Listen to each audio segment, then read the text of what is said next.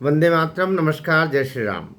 किसी की शादी हो, किसी का विवाह विच्छेद हो, ये अपने अपने भाग्य है, अपने अपने प्रारब्ध है, अपनी अपनी स्थितियां हैं। लेकिन जब कोई आइकॉनिक व्यक्तित्व होते हैं समाज में, जिनका एक स्थान और एक स्थिति बनी रहती है, वे जब कुछ करते हैं तो उसका प्रभाव दूसरों पर पड़ता है और पड़ना चाहिए। मैं बात कर रहा हूँ फारूक अब्दुल्ला के लड़के उमर अब्दुल्ला की, जो अभी मुख्यमंत्री है कश्मीर के, जम्मू कश्मीर के।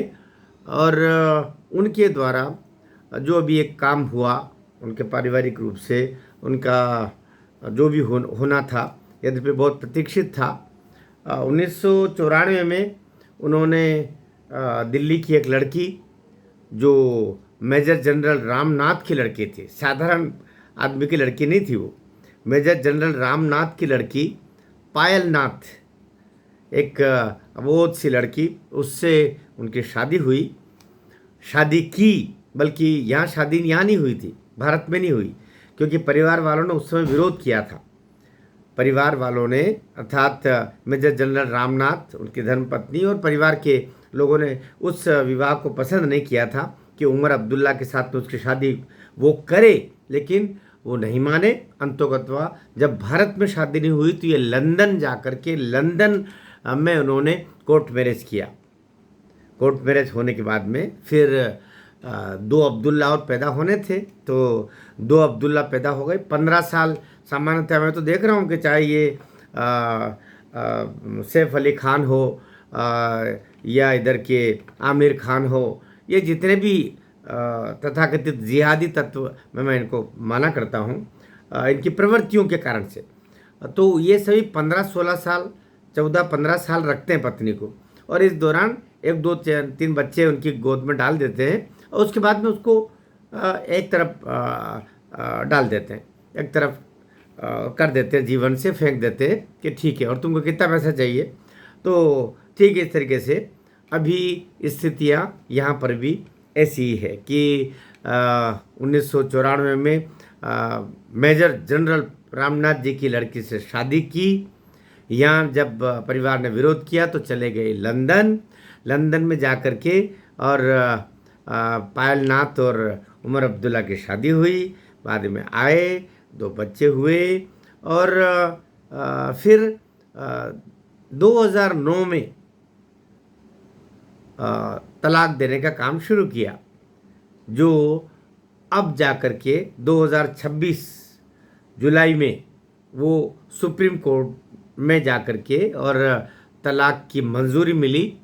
और उसमें भी जो बहुत बड़े नेता भी हैं और एडवोकेट भी हैं, कपिल सिब्बल के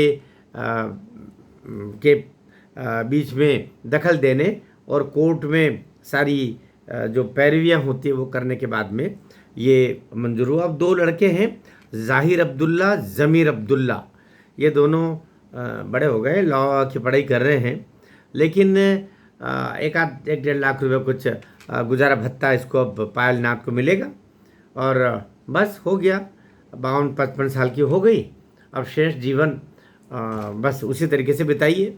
तो ये एक और सबक है, मैंने वीडियो क्यों बनाया, मैं कहना चाह रहा हूँ ये एक और सबक है। दरअसल इस्लाम और हिंदू धर्म 2 अलग अलग विचारधाराएं हैं, 2 अलग अलग संस्कृतियां हैं, 2 अलग अलग जीवन जीने की पद्धतियां हैं। हर मामले में इस्लाम और सनातन धर्म अलग चलता है। इस्लाम का दिल उतना बड़ा नहीं है कि सनातन के सारे संस्कारों को स्वीकार करके वो अंगीकार कर ले। सनातन तो जरूर कर लेता, सनातन तो सबको ही स्वीकार किया है। जो उमर अब्दुल्ला, उनके पिताजी फारूक अब्दुल्ला तो कह चुके हैं कि हमारे पिताजी और दादाजी ने वो सब हम कश्मीरी पंडित हैं, हम सनातनी हिंदू हैं, वो जय श्री राम भी बोलते हैं। लेकिन जो अब कट्टरता की संस्कृतियाँ आ रही हैं, वे बिल्कुल, क्योंकि इस्लाम अलग चीज़ हो गई, इस्लाम के मानने वाले अलग हो गए, इस्लाम के मानने वाला अगर सॉफ्ट है तो एपीजे अब्दुल कलाम बन जाएगा, और इस्लाम का मानने वाला अगर कट्टर है तो बिन लादेन बन जाएगा। यही दोनों में अंतर है। तो अभी उमर अब्दुल्ला मुख्यमंत्री हैं, लेकिन कट्टरता के बहुत सारे उदाहरण उन्होंने दिए हैं।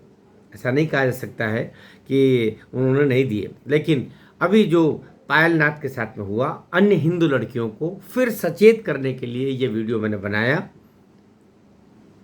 सावधान, 15 साल बस।